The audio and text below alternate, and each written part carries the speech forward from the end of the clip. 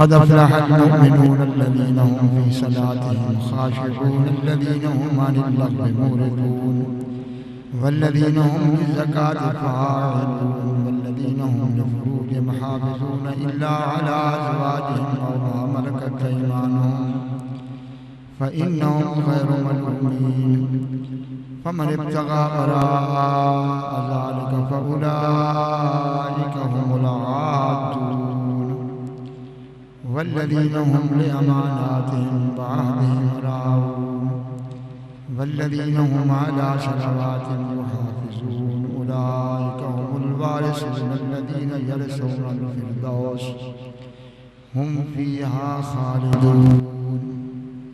सदक़ल्लाहुल अज़ीम व सदक़ रसूलुहुन नबियुल करीम। इन्नल्लाह व मलाइकतहु युसल्लूना अलन नबी या अय्युहल्लज़ीना आमनू सल्लु अलैहि व सल्लिमू तस्लीमा।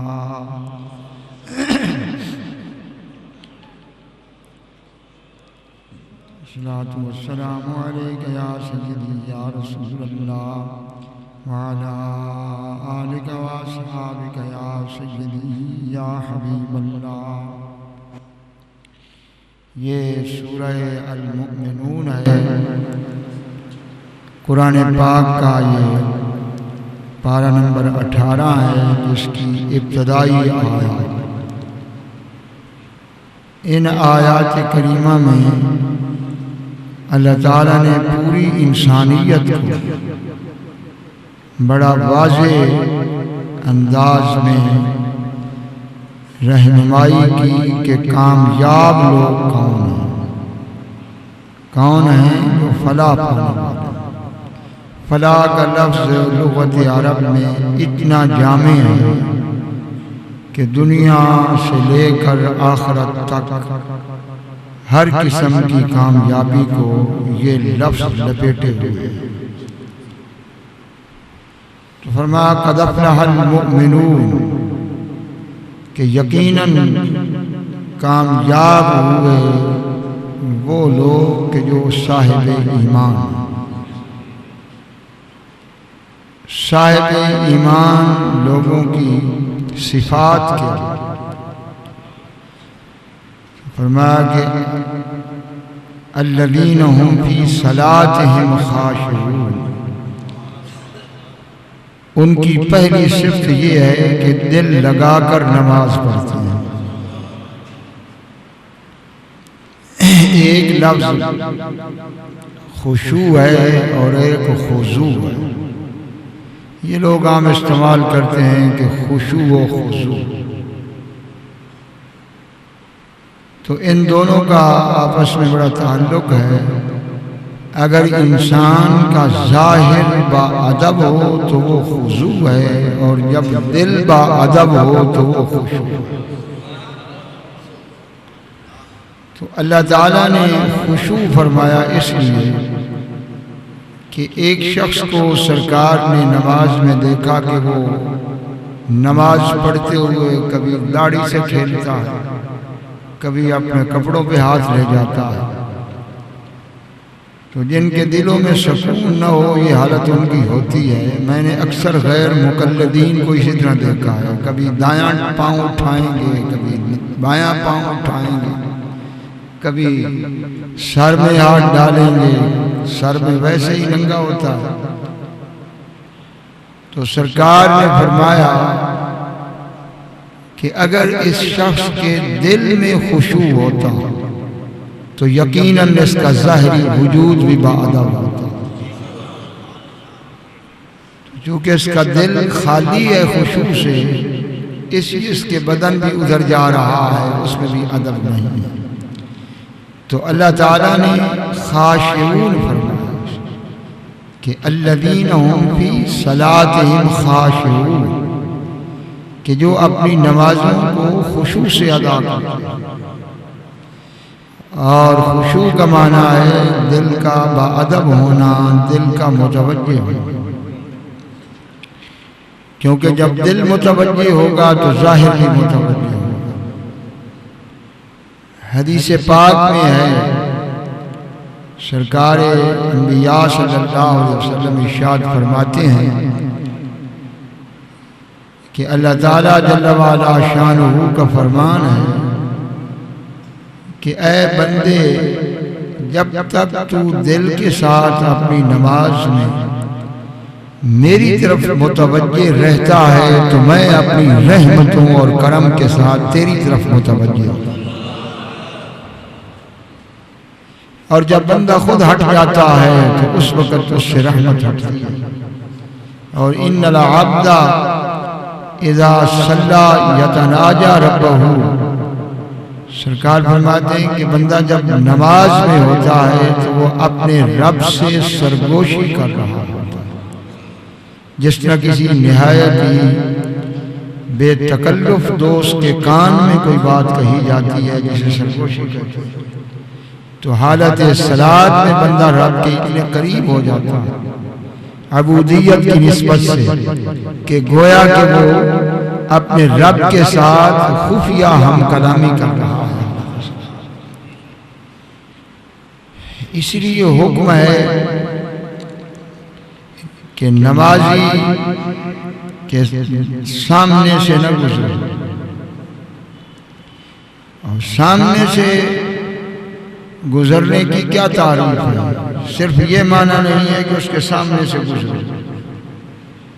अगर दो बंदे खड़े हैं और उनके आगे कोई बंदा है, वो दोनों नमाज में हैं, तो वो इस तरह उन दोनों के दरमियान से गुजरे कि उसका जिस्म दाएं वाले को भी मस करे, बाएं वालों को भी मस करे, तो वो उसी की हुक्म है जो सामने से गुजरने वाला। आम तौर पर लोगों की आदत होती है कि नमाज खत्म हुई, लोगों ने नमाज शुरू की तो दो बंदों के दरमियान में रास्ता बनाते गए, चले गए। सरकार ने फरमाया कि ऐसे शख्स ने जहन्नम पर अपनी पुल बनाई। उसने जुमा नहीं अदा किया बल्कि खुद को जहन्नम का मुस्तहिक किया। और मैंने इतनी ताकीद किसी हदीस में नहीं देखी। हुजूर ने फरमाया कि लौ यालमुल मार, अगर नमाजी के सामने से गुजरने वाला जानता होता कि ये कितना गुनाह है, तो 40 साल अगर उसे खड़ा होना पड़ता तो वो खड़ा रहता। दूसरी हदीस में फरमाया कि यख्सिफ, अगर वो जमीन में धंस जाता तो वो उससे बेहतर था जो उसके आगे से गुजर रहा। इसलिए कि वो अपने रब से हम करना।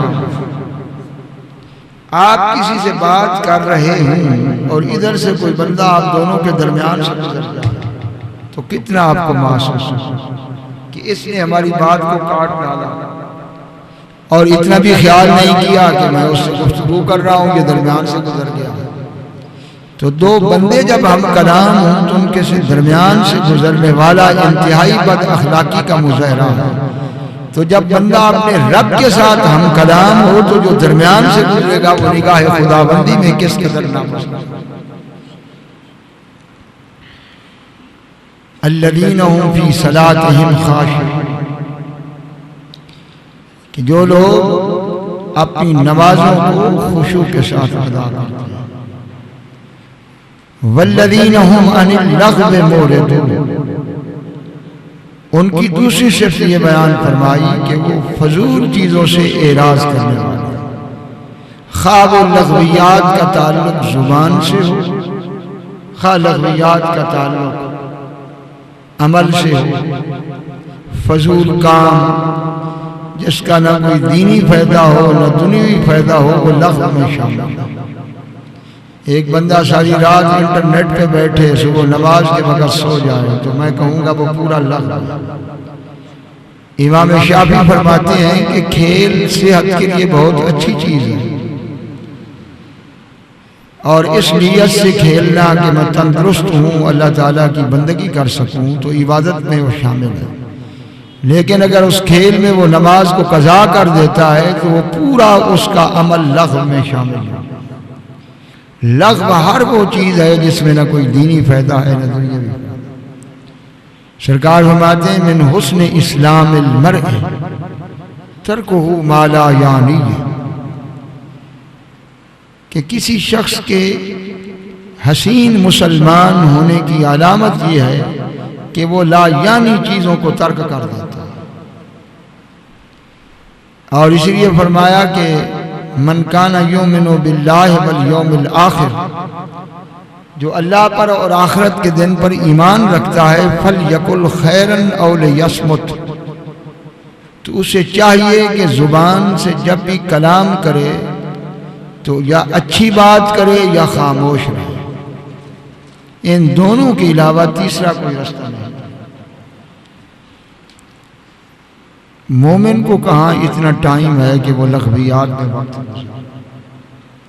हज़रत पीर सियाल आला गरीब नवाज के मलफूजात में है कि हर चीज़ की कज़ा हो सकती है, लेकिन जो सांस अल्लाह की याद के बगैर गुजर गया उसकी कज़ा नहीं हो सकती। ये अल्लाह ताला के नेक बंदों की शान है जो अपने सांसों की भी एहतियात करते हैं, तो उन्हें क्या वास्ता के लग़्व और फजूल चीज़ों के अंदर अपना वक्त। और ये जो मुसीबत आ गई है मौजूदा नस्ल के लिए कि केबल है, दूसरी इंटरनेट है, न रोटी की परवाह है न नमाज की परवाह है, रात में भी घुसा हुआ है, दिन को भी घुसा हुआ है। और कई लोग तो मैंने देखे हैं कि जंगली खरगोश की तरह उसी हुजरे से बाहर ही नहीं आते। तो क्या है इनकी जिंदगी और क्या ये अचीव कर रहे हैं? क्या ये सूरज इस काम के लिए तुलू हो रहा है और रात इसके लिए पर्दा डाल रही है? तबारकल्लज़ी जअल फ़िस समाए बुरूजन वजअल फ़ीहा सिराजन व क़मरन मुनीरा। बहुत बाबरकत है वो ज़ात जिसने आसमान में बुर्ज बनाए और सूरज और चांद को मुतहर्रिक किया। वजअल अल-लैल वन-नहारा, और इनके ज़रिए रात और दिन बनाई। खिलफतन लिमन अरादा अन यज़्ज़करा औ अरादा शुकूरा, ये सिर्फ इसलिए बनाई कि कोई दिन में अपने रब को खूब याद करना चाहता है तो करे, या दिन में टाइम नहीं मिला तो रात को शुक्र भी अदा करे, जिक्र भी करे। तो जब इन दोनों चीज़ों से रात और दिन खाली जाएं तो वो क्या ज़िंदगी हुई, हैवानी ज़िंदगी हुई। आज हमारे बाबे बुजुर्ग मेरी तरह जो रिटायर हो चुके हैं, वो अखबारात के चुटकुले लेकर वक्त गुजारने के लिए वक्त ढूंढते हैं कि हम 24 घंटे वक्त कैसे गुजारें। और हजरत उवैस करनी जब सजदे में सर रखते थे तो फरमाते थे, अल्लाह मेरे लिए मुसीबत यह है कि न तेरा दिन ही इतना है न तेरी रात इतनी है कि मैं लज्जत उठा सकूं।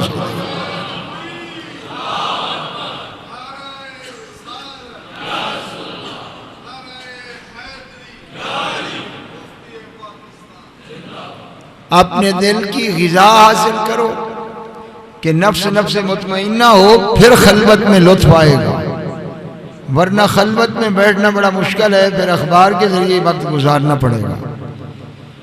औलिया अल्लाह की किताबों का मुताला करें, औलिया अल्लाह के मज़ारात पर हाज़िरी अपनी ज़िंदगी का जुज़्व ला यनफ़क बनाए ताकि मुर्दा रूह में हयात आए। और फिर ज़िक्र इलाही की तरफ आएँ तो हलावत भी मिलेगी, मिठास भी मिलेगा। फिर वक्त गुजारने के लिए बूढ़ों को ज़रूरत नहीं पड़ेगी कि कोई कैसे वक्त गुजारें, फिर वक्त तंग हो जाएगा और ज़िक्र की लज्जत उन पर गालिब आ जाएगी। वल्लज़ीना आमनू अशद्दु हुब्बन लिल्लाह। मैंने अपने उस्ताद से सुना, वो अक्सर मुझे हदीस पढ़ाते हुए ये बात करते थे। फरमाते थे कि योता यौमुल क़ियामत बिअनउम अहली दुनिया, कि क़यामत के दिन पूरी नस्ल आदम में जो सबसे ज़्यादा मालदार था, जिसको अल्लाह ने पूरी हज़रत आदम की औलाद में सबसे ज़्यादा नेमतें दी थी, अनो में अहली दुनिया। अब सोच ले कि कितनी नेमतें उसके पास होंगी। तो उसे क़यामत के दिन लाया जाए, युस्बगु फिन्नार, और उसे जहन्नम में एक डुबकी दी जाए। और डुबकी देकर फरिश्ते लाएंगे तो अल्लाह ताला उससे फरमाएगा कि बता तूने दुनिया में कितनी नेमतें खाई। वो कहेगा अल्लाह मैंने तो नेमत देखी ही नहीं, मैंने तो अजाब ही देखा। वो एक जहन्नम की डुबकी सब कुछ उसको भुला दे। कहाँ गई वो नेमतें और वो अय्याशियां, वो घूम फिर कर दिल को बहलाना और वो नफ्स इंसानी की ख्वाहिशात के लिए हैवानों की तरह जिस तरह जंगल में घूमते फिरते हैं सरगर्दां, फिर न एक डुबकी से मामला जाता है। फिर सरकार फरमाते हैं योता बे अफकर अहली दुनिया, जो दुनिया में सबसे ज्यादा गरीब था उसे लाया जाएगा, जिसको कई कई दिन फाके होते थे, जो पहनने के लिए बेचारा चीथड़े पहनता था और खाने के लिए टुकड़े कहीं से मिल गए तो खाए, यानी पूरी रूए जमीन पे सबसे ज्यादा जो फकीर था उसे लाया जाएगा। और पता ये चलता है कि फकर ईमान को जाने नहीं देता, मगर गिना ईमान की दुश्मन है। तो वो इतनी गुर्बत के बावजूद भी ईमान नहीं छोड़ेगा। उसे क़यामत के दिन जन्नत से गुजारा जाए। अल्लाह ताला फरमाएगा इसे जन्नत की सैर कराओ। तो गुजर कर जब वो आएगा तो अल्लाह ताला पूछेगा कि बता तूने दुनिया में कितनी गुर्बत उठाई। वो कहेगा अल्लाह मैंने कहाँ गुर्बत उठाई, मैंने तो नेमते ही नेमते देखी। यह है जिंदगी की हकीकत जिसके लिए फिर रहे हैं। और लिटरेचर उनका पढ़ते हैं जो बेचारे सुकून और इत्मीनान की तलाश में सरगर्दा। हजरत जुनैद बगदादी फरमाया करते थे कि अगर बगदाद के खलीफा को पता चल जाए कि मुझे फजर की 2 सुन्नतों में कितनी लज्जत आती है तो लश्कर लेकर मुझ पे हमला आवर हो गया कि मैं कितनी बड़ी नेमत।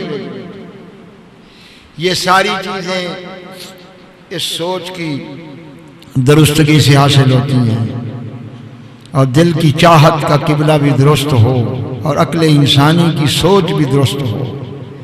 ये दोनों जब मिलती हैं तो फिर ये कैफियत होती है कि वल्लज़ीना आमनू अशद्दु हुब्बन लिल्लाह, जो ईमान वाले हैं उनकी शदीद तरीन मोहब्बत अल्लाह के लिए। साहिब रिसाला कुशैरिया कहता है कि जुनैद बगदादी के पास एक शख्स आया, आलिम दीन था, साहिब बसीरत था। तो उसने कहा हजरत मैंने ख्वाब देखा है आपके मुताल्लिक जिसकी ताबीर ये है कि आप 1 साल के बाद फौत हो जाए। तो आपने फरमाया कि ऐ शख्स तूने तो मुझे सब परेशानी में डाल दिया, तो उसे 1 साल की मोहलत दे रहा है जो हर घड़ी यार के दीदार के लिए तड़प रहा है, उसके लिए 1 साल की बात कर रहा है। कालू गदल ईद माजा फ़कुल तो खला तसाकिन जुर्उहुल अबदू। हजरत अबुल हसन नूरी कहा करते थे कि लोग मुझे कहते हैं कि ईद की नमाज पढ़ो और जुमे की नमाज पढ़ो, और मैं ये देख रहा हूँ कि बल ईदुली मातमुन गिब्त या अमली। ऐ महबूब अगर तेरा चेहरा मेरे सामने न हो तो मेरे लिए ईद मातम है, और मेरे लिए वो मातम भी ईद है। इन कुंतली तुर्रा मुस्तमिया, मैं मरूं तो तेरा चेहरा सामने हो तो ईद ही ईद है। मेरे लिए ईद और जुमा वो है जब तुझे देखूं, और वो ईद मातम है जब तुझे न देखूं। यह है शर्फ इंसानियत जिसके लिए इंसान पैदा हुआ है। कोशिश तो करनी चाहिए, लेकिन कोशिश इस तरह न करना जाहिलों की तरह मुसल्ले उठाकर चिल्ले के लिए निकल जाना। ये पागलों की निशानी है कि जिनके हाथ में कुछ नहीं आता। कोशिश ऐसे करना किसी ऐसे के ज़ेरे साया ज़रूर होना जो इस राह को तय कर रहा है, जिसे पता कि इस राह की मुश्किलात कितनी हैं। दुनिया में इतनी रुकावटें नहीं हैं जितनी इबादत करने वाले की राह है। और इमाम गजाली कहते हैं कि यहाँ बड़े बड़े घुसे लेकिन फूल लेने की बजाय कांटों से झोलियां भर कर ले। ऐसे तो नहीं कहा था पीर साहब गोल्डी रहमतुल्लाह अलैह ने कि एक कम नहीं बेसूझत दा कोई विरले मोती लैथल,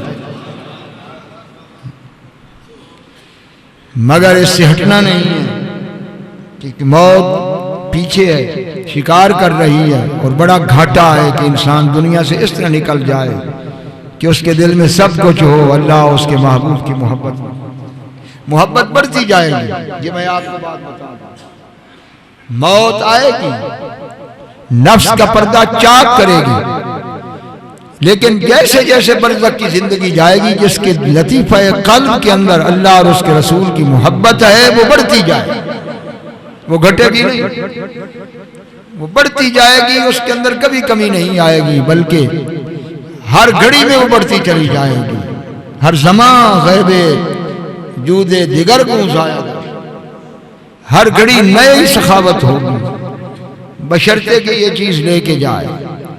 और इसमें कोशिश कर, मेहनत कर, और जब देखे कि मेरी मेहनत से काम नहीं बन रहा तो हटना नहीं है, क्योंकि उसका हुक्म है वमा खलक़तुल जिन्न वल इंसा इल्ला लियअबुदून, मैंने जिन्न और इंस को अपनी इबादत के लिए पैदा किया है।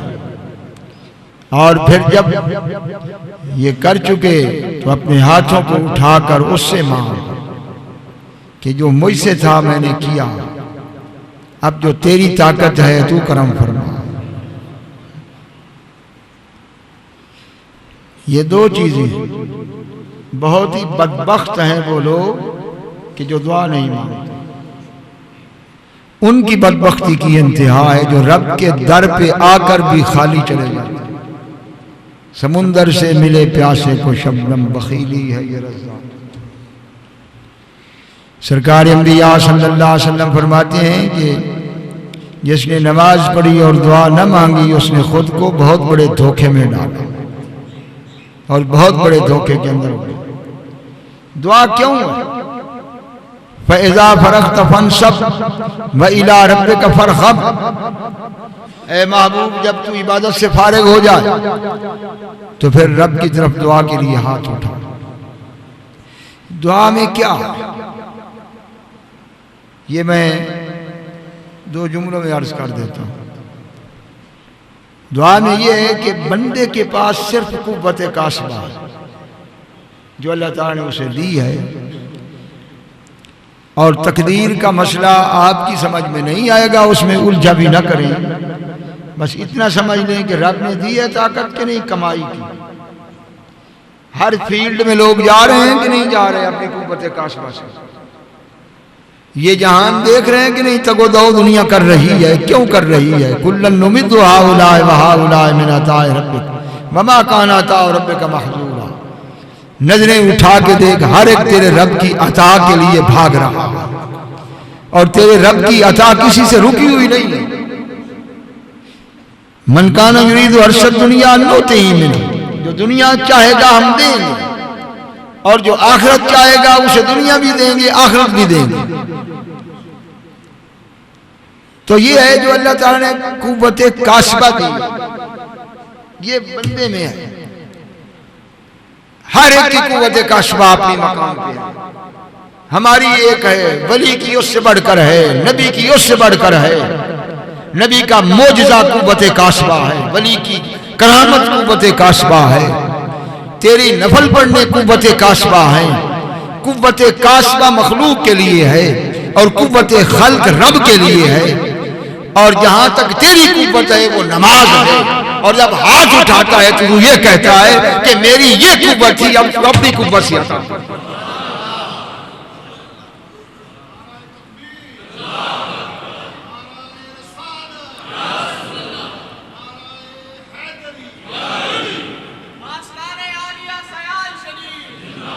जिसने मांगा नहीं वो चबल बेवकूफ है, उसे खबर नहीं, वो अपनी कुव्वत कास्बा पर एतमाद कर रहा है। और उसे ये ईमान नसीब होना चाहिए कि तेरी कुव्वत से बात नहीं बनेगी, तेरी कुव्वत को वो कबूल करेगा और उस तेरे अमल को सूरत देकर उसका नतीजा वो खालिक पैदा फरमाए। चुनांचे उम्मुल मोमिनीन को हुजूर ने फरमाया, लन यंजुब अहदुकुम बिअमलिही, कोई भी तुम में से अपने अमल के जरिए निजात नहीं पा सकता। तो उम्मुल मोमिनीन ने कहा, भला अंत या रसूल अल्लाह, आप भी अपने अमल के जरिए निजात नहीं पा सकते? फरमाया, भला अना इल्ला अन यतगम्मदनी अल्लाहु बिरहमतिही, मैं भी निजात नहीं पा सकता जब तक मेरा रब अपनी रहमत में मुझे ढांप न ले। अब यहां दो चीजें हैं, ये तो सरकार ने वाज़ेह फरमा दिया कि रहमत इलाही के बगैर बात बन नहीं सकती, लेकिन इसके बावजूद आप ये देखें कोई इस गलतफहमी में जाए फिर अमल करने की क्या जरूरत है। तो कितना अमल सरकार फरमाते थे, हुजूर की पूरी जिंदगी किस कदर सरापा जिहाद है। रात को इतने क़याम फरमाते थे कि पांव फूल कर फटते थे, इतना अमल था। और उस अमल की कबूलियत की रब ने खुद भी गवाही दे दी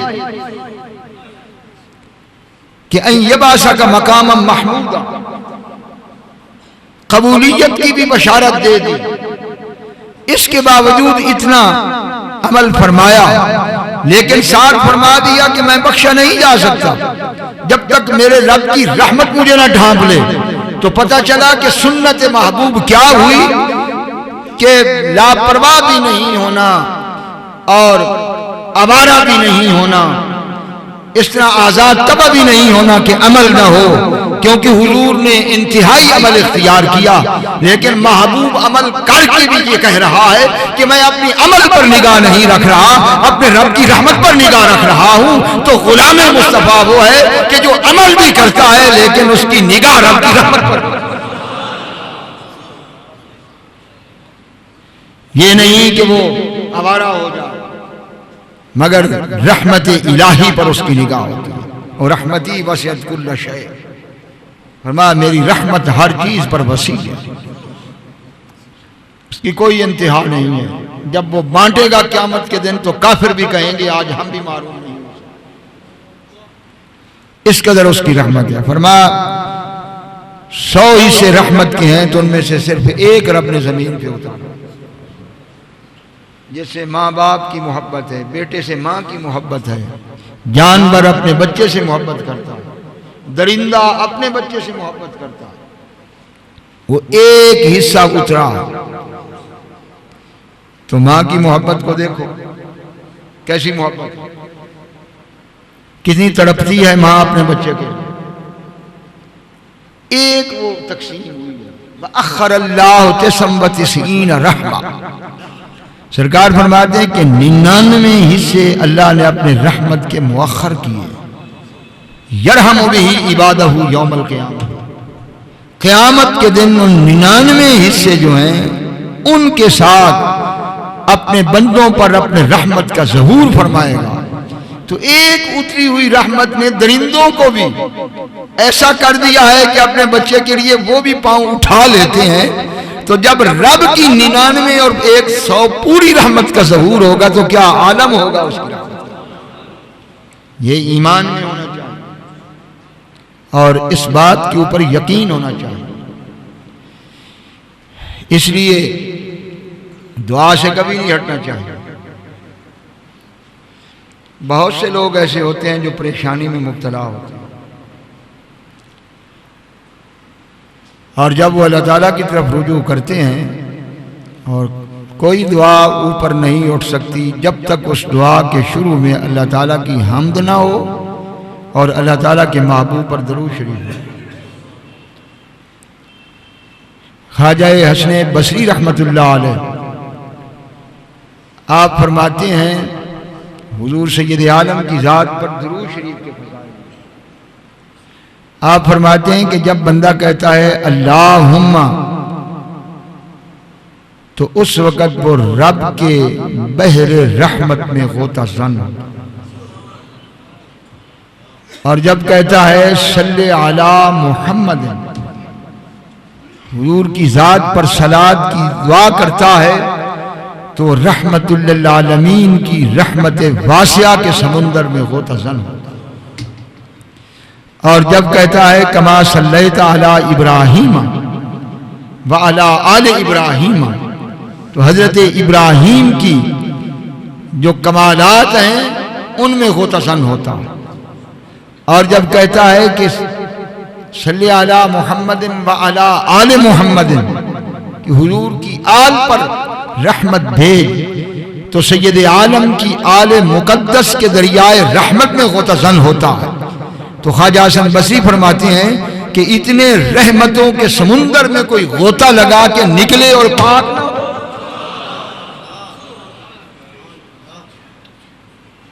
दरियाए वहदत इलाही में भी गोता लगाए, रहमतुल लिल आलमीन की रहमत के बहरे बेकिनार में भी गोता सन हो। अली ये मुल्तज़ा और अहले बैत और आले पाक और सहाबा किराम, उन सब की नूरानियत और उनकी रहमत के अंदर गोता लगाए तो महरूम रहे। महरूम वो है जो दरूद नहीं पढ़ता, और जिनकी दुआओं में अव्वल आखिर दरूद नहीं होता, उनकी दुआएं मैंने देखी हैं जमीन पर फिरती हुई, पाँव के नीचे गिरती हुई। जिस तरह परिंदे के पर काट दो ना उड़ सकता है, इसी तरह इनकी दुआओं की हालत है। और ये पता चलेगा इनको कि इस बुग़्ज़ ने इन्हें कहां तक पहुंचा। सरकार अक़दस सल्लल्लाहु अलैहि वसल्लम ने इरशाद फरमाया, सही हदीस में मैंने पढ़ा, तहकीक की इस हदीस की, सरकार ने फरमाया जब दुआ मांगने लगो तो अव्वल आखिर मुझ पर दुरूद शरीफ जरूर पढ़ो, क्योंकि अल्लाह ताला ने मेरे साथ ये वादा किया कि जो तेरी ज़ात पर दरूद पढ़ेगा, तवज्जो से पढ़े या बगैर तवज्जो के पढ़े, मेरा वादा है उस अमल को रद्द नहीं करूंगा। ये सरकार फरमाती है। तो अल्लाह ताला का वादा है मुझसे कि दरूद शरीफ को वो कबूल करेगा। थोड़ा मैं तुम्हें हुक्म दे रहा हूं कि अव्वल आखिर दुआ में दरूद शरीफ पढ़ना, क्योंकि जब अल्लाह ने इसके कबूल होने का हुक्म दिया है तो ये दो किनारे हैं, इनके दरमियान तुम्हारी लिपटी हुई दुआ होगी, किनारों पे दरूद होगा। तो फरमाया मेरे रब की रहमत से ये चीज बईद है कि किनारों को कबूल कर ले और उसके दरमियान लिपटी हुई चीज को कबूल ना करे। तो तुम्हारी दुआएं जब दरूद के अंदर लिपटी हुई होंगी तो अल्लाह ताला जब दरूद को कबूल करेगा तो उनके दरमियान लिपटी हुई चीज को भी कबूल करेगा। खा 35 लाख का इज्तिमा हो या 35 करोड़ का हो, मेरे दिल में इसमें कोई खटका नहीं है। उनकी दुआएं आसमान तक नहीं जा सकती जब हर नमाज में ना अव्वल दरूद हो ना आखिर दरूद हो। यहां 35 करोड़ की बात नहीं या 35 लाख की नहीं है, उनकी गिरी पड़ी है। और एक गुलाम मुस्तफा जो अकेला बैठकर अव्वल भी दरूद पढ़ रहा है, आखिर भी दरूद पढ़ रहा है, रब उसकी दुआ को आसमानों से उठाकर काबा कौसैन तक ले जाता है।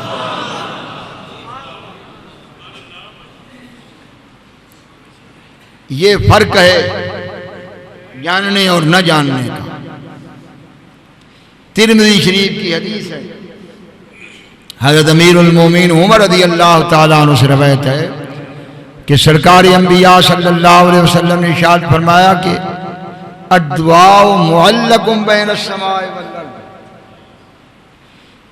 तुम्हारी दुआ जितनी खुशू खुजू वाली हो आसमान और जमीन के दरमियान लटकी रहती है। ला यसदु मिनो शै, कोई चीज ऊपर नहीं जा सकती तुम्हारी दुआ में से। हत्ता तुसल्ली अला साहिबिकुम, जब तक तुम अपने आका व मौला पर दरूद नहीं पढ़ लेते। तुम्हारी कोई दुआ ऊपर नहीं जा सकती। अब्दुल्ला इब्न मसूद फरमाते हैं कि हुजूर सैयद आलम सल्लल्लाहु अलैहि वसल्लम हमें नमाज का तशहुद इस तरह सिखाते थे जिस तरह कुरान करीम की कोई आयत सिखाई। ये अब्दुल्ला इब्न मसूद का फरमान है। क्या माना है कि जिस तरह कुरान करीम की किसी आयत के अंदर हर्फ और लफ्ज की तब्दीली जायज़ नहीं, इसी तरह हुजूर ने हमें तशहुद सिखाया कि इसमें कमी बेशी करना गुनाह।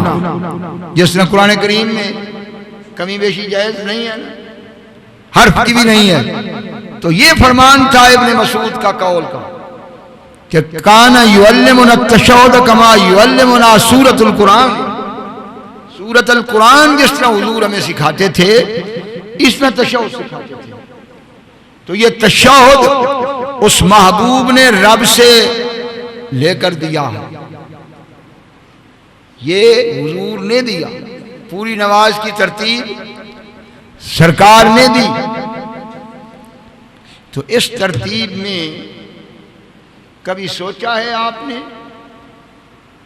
कि ये तशहुद जिसे हुजूर कुरान की आयत की तरह सिखाते थे, इसकी गर्ज व गायत ये थी कि इसका कोई लफ्ज रहने न पाए। और जो लोग तरावी में आधा पढ़ के सलाम फेर देते हैं, ये उनके लिए तंबीह में अर्ज कर, ऐसा ना किया करें। मुहद्दिसीन ने इस तशहुद पे गुफ्तगू करते हुए कहा कि नमाज के अंदर किसी को मुखातब करके सलाम कहना जायज नहीं। जायज है? कोई नमाज पढ़ रहा हो, पीर को भी सलाम नहीं कह सकता, अगर पीर आ जाए सलाम का जवाब भी नहीं दे सकता। तशहुद में दो चीजें वाजिब हैं, आधा तशहुद वाजिब है। इमाम शाफी के नजदीक फर्ज है, याद रखें। इमाम शाफी के नजदीक सारा तशहुद फर्ज है। हमारे नजदीक चौथी रकत में अब्दुहु व रसूलुहु तक फर्ज।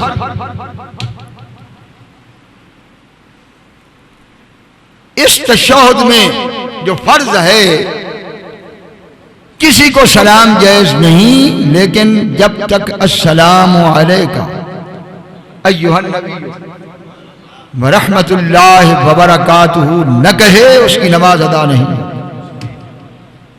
किसी को मुखातब करके जायज नहीं है। यहां कलम टूट गए। बदरुद्दीन ऐनी से लेकर इमाम कुस्तलानी तक मैंने देखा, उन्होंने कहा कि हमारी अकल से यह बात बालातर है। हम सिर्फ इतना कह सकते हैं कि इन हाज़ा मिन खवाइस नबी सल्लल्लाहु अलैहि वसल्लम, ये सैयद आलम के खवास में से है, खसूसियात में से है कि हालत सलात में गैर को मुखातब नहीं किया जा सकता, लेकिन हुजूर को हालत नमाज में भी मुखातब किया गया है सलाम के साथ।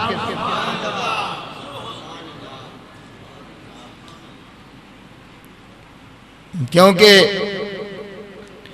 एक सहाबी नमाज पढ़ रहे थे, हुजूर ने उन्हें बुलाया, तो उन्होंने कहा कि भाई मैं अब नमाज कैसे तोड़ूं। वो नमाज पढ़कर आए, हुजूर ने फरमाया देर क्यों लगाई, मैंने बुलाया था। अर्ज की या रसूलल्लाह, मैं नमाज पढ़ रहा था। फरमाया तुम्हें कुरान में ये आयत नहीं नजर आई कि या अय्युहल्लज़ीना आमनू इस्तजीबू लिल्लाहि व लिर्रसूल इज़ा दआकुम, कि जब भी अल्लाह का रसूल पुकारे फौरन लब्बैक कहो।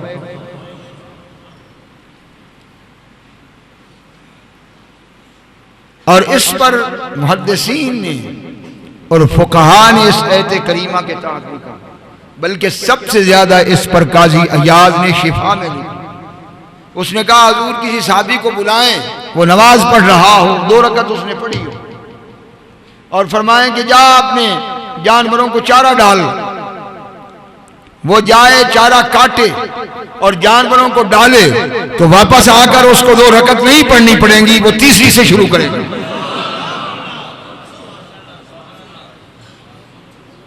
ये काजी अयाज की शिफा उठा के दे। वो जो कुछ भी कर रहा है रब की नमाज पढ़ रहा है, क्योंकि असलुल उसूल बंदगी उस्ताद भर की है। और अगर वो हुजूर से मुखातब रहा है तो उसने 2 रकत पढ़ी है तो उसकी कायम है, कोई नए सिरे से उसे तकबीर कहने की जरूरत नहीं है। वो तीसरी रकत शुरू करके एक और पढ़ के चौथी पूरी कर लेगा। जब तक किबले से मुंह फिर जाए, रुख हट जाए, हुजूर से हम कलाम रहे, खा 1 घंटा हम कलाम रहे, वो नमाज नहीं है उसकी नमाज। ये हुजूर सैयद आलम के खवास में से इस तरह हुजूर को मुखातब करके सलाम किया जाता है। और मुझे यह समझ नहीं आती कि उम्मत को क्या हो गया है। पढ़े लिखे लोग दलीलें मांग रहे हैं कि अस्सलातु वस्सलामु अलैका या रसूल अल्लाह पढ़ने की दलील क्या है। इतना नजर नहीं आता कि जिस दिन से नमाज शुरू हुई है उस दिन से अस्सलामु अलैका अय्युहन नबी व रहमतुल्लाहि व बरकातुहू है। और एक चीज नमाज में जब तक पढ़ी न जाए नमाज होती नहीं, और नमाज के बाद वो शिर्क कैसे बन गया है जिसके बगैर नमाज नहीं अदा हो रही। और इनके बुग़्ज़ व जिहालत की हालत यह है, खुदा इनको अकल दे और उस महबूब की अजमतों को पहचाने कि दंदनाते कहते फिर रहे हैं दरूद इब्राहिमी अफजल है, इसलिए कि ये नमाज का दरूद है। ठीक है जी, अफजल तो मैं नहीं कहता, इसकी बड़ी शान है। अफजल तो वो है जिसमें सलात भी और सलाम भी हो। दरूद इब्राहिमी में तो खाली सलात है, सलाम तो है नहीं। और रब ने हुक्म सिर्फ सलात का नहीं दिया बल्कि 2 चीजों का दिया, सल्लू अलैहि वसल्लम। अफजल तो वो होगा जिसमें सलात भी और सलाम भी हो। दरूद इब्राहिमी में मुझे बताओ कहां सलाम है? नमाज में अफजल है क्योंकि सलाम पहले आ चुका है, सलात बाद में आई। और अगर तुम्हारा ये सोच है कि जी दरूद इब्राहिमी अफजल है कि ये नमाज का दरूद है, तो दरूद इब्राहिमी तुम्हें अफजल नजर आ गया है जो वाजिब भी नहीं। अगर कोई सलाम फेर दे अब्दुहू व रसूलुहू पे उसकी नमाज हो जाएगी। ये सुन्नत है पढ़ना, जो सुन्नत है नमाज में वाजिब नहीं, उसकी दलील देता है कि ये नमाज का दरूद है, अफजल है। और जो सलाम वाजिब है जिसके बगैर नमाज नहीं, तो नमाज का दरूद अफजल है, तो नमाज का सलाम अफजल नहीं है जिसके बगैर नमाज नहीं।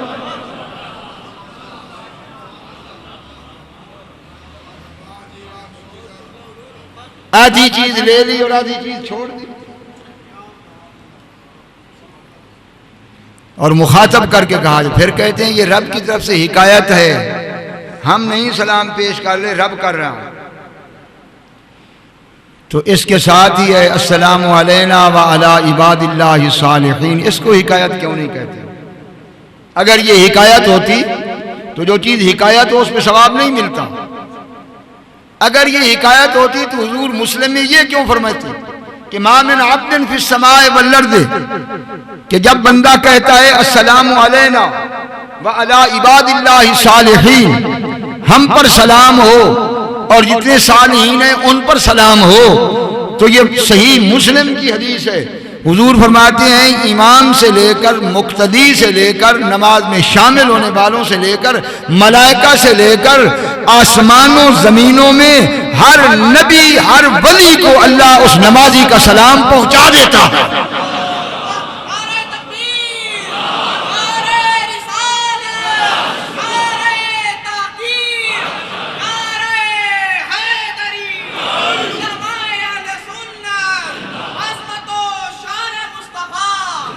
अल्लाह बुग़्ज़ के पर्दे हटाए और दिल की गंदगी साफ करे, तो फिर जाकर अकल नसीब हो कि सालिहीन और नबियों पर रब सलाम पहुंचा देता है, और जो सैयदुल अंबिया है जिसके सदके सब हैं उसके सलाम नहीं पहुंचता, बाकी सबको पहुंच जाता।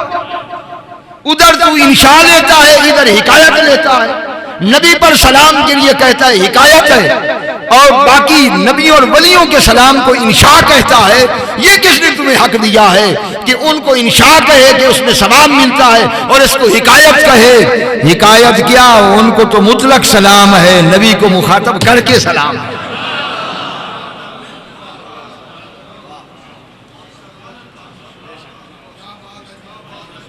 सारी जिंदगी गुजर गई और तुझे नमाज नहीं आई समझ कि नमाज का राज क्या है। और इससे बढ़कर बहुत सी चीजें हैं जिनको ये लोग क्या समझेंगे, ये महसूस ही नहीं कर सकते। उन अइम्मा की मैंने कुतुब पढ़ी हैं जिन्होंने कहा कि हम जब अस्सलाम अलैका अय्युहन नबी कहते हैं तो हुजूर हाथ उठाकर मुसाफा।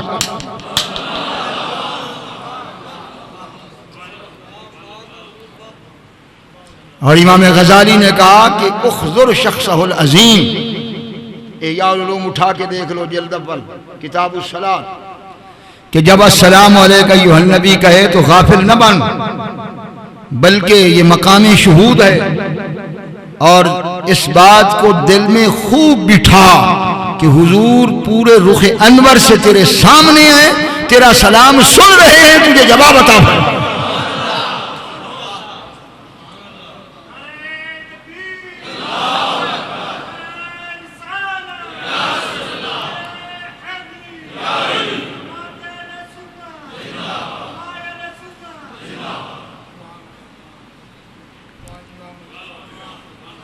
और ऐसे अल्लाह ताला के बंदे हैं जो अपने कानों से हुजूर के सलाम का जवाब सुनते हैं,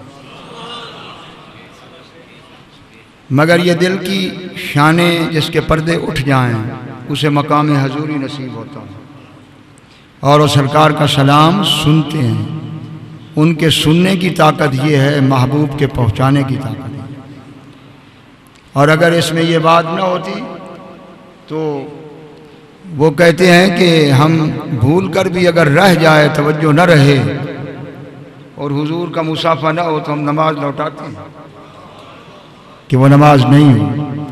और ये शेर तो मैं अक्सर आपको सुनाता हूँ कि हर कस के दर नमाज नदीदन जमाल यार फतवा हमीस तू के कज़ा शुद नमाज। इसकी लज्जत को वो महसूस कर सकता है जिसका अकीदा सही है, जो ये समझे कि वो जुल्फ़े वद्दुहा के साथ मेरे सामने है और जुल्फ़े वल्लैल लटक रही है महबूब की, और जमाले यार को देखते हुए सलाम पेश कर रहा है, तो फिर ये रास्ता खुलता है। और जितनी मोहब्बत बढ़ती जाती है पर्दे उठते चले जाते हैं। फिर ये हालत हो जाती है कि हर रंग में जमाले महबूब नजर आता है।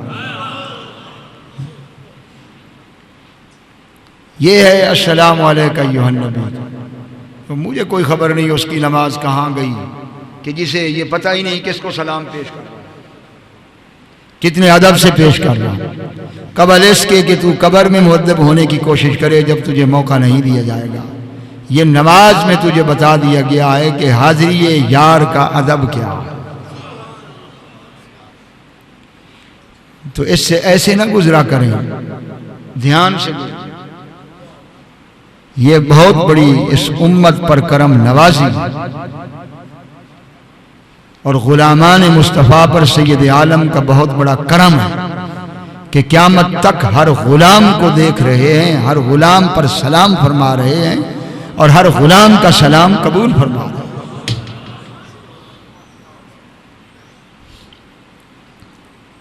और मैंने देखा उलमा की कुतुब में कि उन्होंने कहा कि सख्त नाराज़ी होती है अल्लाह के नेक बंदों को जो उन पर सलाम नहीं। तो अस्सलामु अलैना व अला इबादिल्लाहि सालिहीन ये भी वाजिब। और इसमें मैंने मुस्लिम शरीफ की हदीस बताई कि आसमान और ज़मीन में कोई नेक बंदा ऐसा नहीं जिसे अल्लाह ताला उस बंदे का सलाम न पहुँचाए। तो कितनी खुशकिस्मती है हमारी कि जब हम नमाज में जाते हैं तो हजरत आदम से लेकर तो इस दौर तक जितने नबी गुजरे, उनके उम्मती गुजरे, असहाबा किराम गुजरे, अहले बैत गुजरे, औलिया गुजरे, जो जिंदा हैं जिनकी अरवा आसमानों में है, उन सब तक अल्लाह उस बंदे का सलाम पहुंचाता है। और ये हस्तियां बड़ी लजपाल हैं, जब आप मरेंगे तो ये इस्तिक़बाल करेंगे।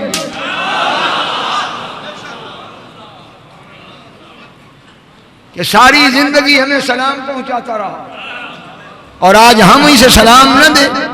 सलामुन अलैकुम तिब्तुम फदखुलूहा खालिदीन। वो मलाइका भी उसका हाथ चूम कर रूह कब्ज़ करे। नमाज को समझने के लिए थोड़ा टाइम नहीं दरकार, इन्होंने सिर्फ फजाइल लिख दिए नमाज के। और मैं ये अर्ज करता हूं, वक्त भी करीब हो गया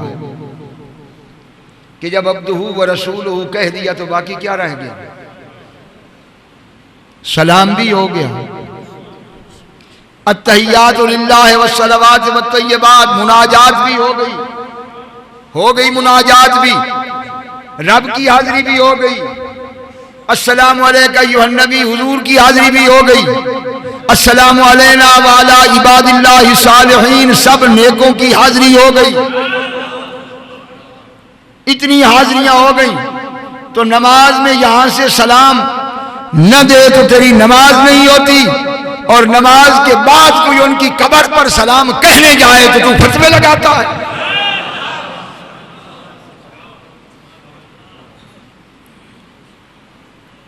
जब सारी हाजिरी हो गई तो फिर ईमान की गवाही भी हो गई, अशहदु अल्ला इलाहा इल्लल्लाह अशहदु अन्ना मुहम्मदन अब्दुहू व रसूलुहू, ये भी हो गई। नमाज तो पूरी हो गई थी, अब क्यों रखा अल्लाहुम्मा सल्ली अला मुहम्मद व अला आलि मुहम्मद कमा सल्लैता अला इब्राहीम व अला आलि इब्राहीम इन्नका हमीदुम मजीद। अगर अदना भी शऊर होता और ईमान की रोशनी होती तो इस नुक्ते को समझ जाता, लेकिन उसे समझ नहीं आई कि ये नुक्ता क्या है। सब कुछ हो चुका, अब दरूद को क्यों रखा गया? इसके लिए बहुत सी बातें हैं, मैं सिर्फ दो जिक्र करूंगा, वक्त करीब है। आखिर में दरूद इसलिए रखा गया कि अल्लाह ताला ने फरमाया कि वादा मेरा ये है कि जो दरूद पड़ेगा उसके अमल को कबूल करूंगा। तो किसी गौस कुतुब अब्दाल को और किसी मुझ जैसे फासिक फाजिर बदकार गुनहगार को ये तवक्को नहीं थी कि उसकी नमाज कबूल होती। रब ने आखिर में महबूब पर दरूद रख दिया कि जब इसे कबूल करना है तो इसके साथ।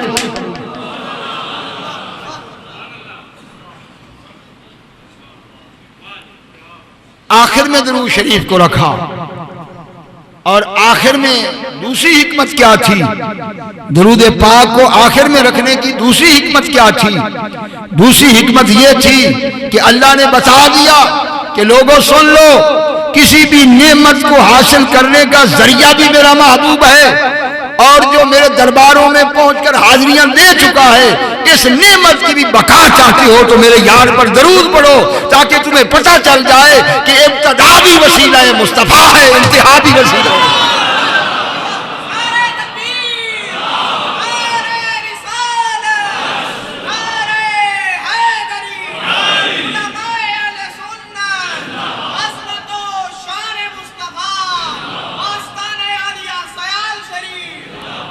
जब हुजूर की जात अक़दस पर दरूद पढ़ चुका तो आगे भी सुन लो, तो आसमान से फरिश्ते टूट कर उतर आए। ये मैं नहीं कह रहा, मैं कुतुब की बात कर रहा हूं, जिन्होंने हदीस के इमामों ने नमाज के ऊपर गुफ्तगू की है, मैं उनकी बात कर रहा हूं। जब दरूद शरीफ पढ़ चुका, मेहरबानी अल्लाह, आसमान से हजारों फरिश्ते उतर आए और उतर कर उन्होंने कहा कि अब मांग जो कुछ मांगना चाहता है।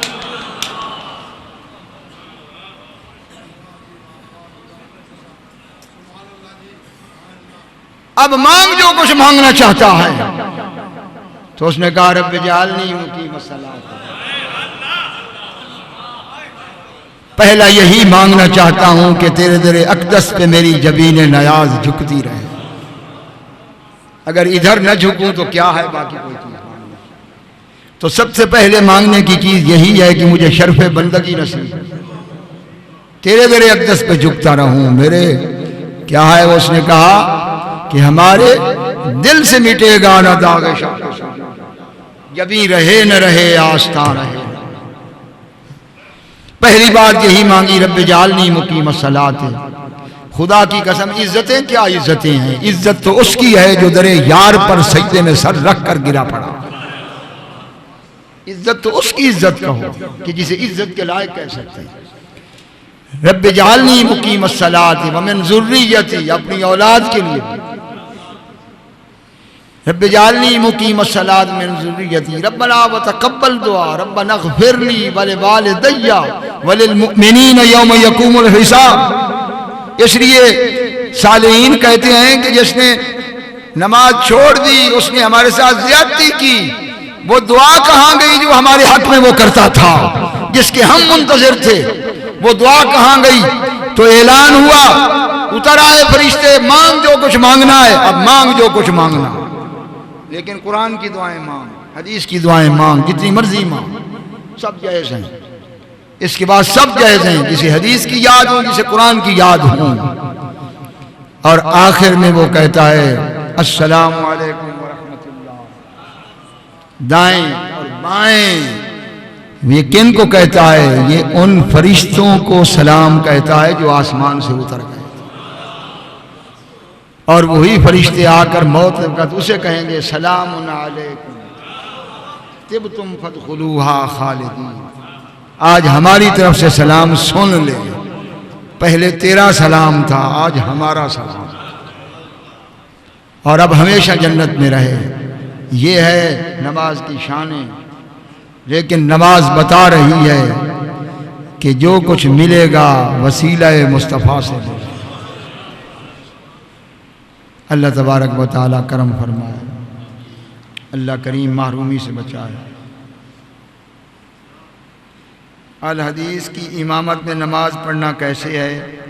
अगर सारे मुक़्तदी अहले सुन्नत से हों और क्या वो इमामत पढ़े तो फिर क्या हुक्म है? दाढ़ी भी पूरी ना हो, ये एक मसला तो नहीं, ये तो तुसा पूरी किताब दे छड़ी। पहली बात यह है कि जो शख्स बद अकीदा है उसके पीछे नमाज नहीं पढ़नी। तो जिनका अकीदा ये हो कि नबी जिंदा नहीं, शहीद जिंदा है, मैं सिर्फ इतनी बात पूछता हूँ, किसी के कमीज पे गंदगी लगी हो तो नमाज हो जाएगी? तो कपड़ा गंदा हो तो नमाज नहीं होती, जिसका दिल ही गंदा हो उसके पीछे हो जाएगी। दूसरी बात यह है कि इमाम दाढ़ी पूरी करे, उसकी दाढ़ी मुठभर होनी चाहिए। किताबें यही कह रही हैं। अब इस दौर में मुफ्ती बड़े पैदा हो गए हैं, मैं कुछ नहीं कह सकता।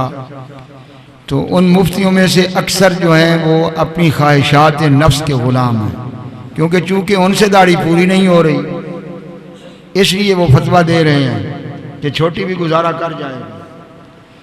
तो याद रखें, सुन्नत को सुन्नत समझना इसकी भी बड़ी शान है। अगर किसी की पूरी नहीं तो वो इतना मुजरिम नहीं जितना वो मुजरिम है कि जो पूरी भी नहीं करता और कहता है सुन्नत ये है। वो गुनहगार है जिसकी पूरी नहीं है, ज़्यादा मैं यही कह सकता हूँ। वो गुनहगार है, वो गुमराह नहीं है। गुनहगार और गुमराह में बड़ा फर्क है। गुमराह वो है कि जो शरीयत में दखल दे। मेरे नज़दीक वो गुमराह है जो सुन्नत मुस्तफ़ा को बदले। वो गुनहगार है जिसकी छोटी, शायद अल्लाह ताला उसे तौफीक अता फरमा दे। तहकीक किताबों की यही है कि मुठ भर से कम जिसकी दाढ़ी होगी उस इमाम के पीछे नमाज वाजिबुल इआदा, दोबारा लौटानी ज़रूरी है। इसलिए करना है तो पूरा करें। ये क्या हुआ कि ना इधर के रहे ना उधर के रहे, ना चित्तौरते ना बटे। आना है तो यार की सुन्नत पे।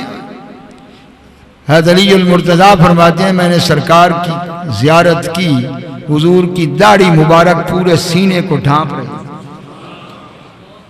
अभी तक इनको पता नहीं चला कि दाढ़ी की क्या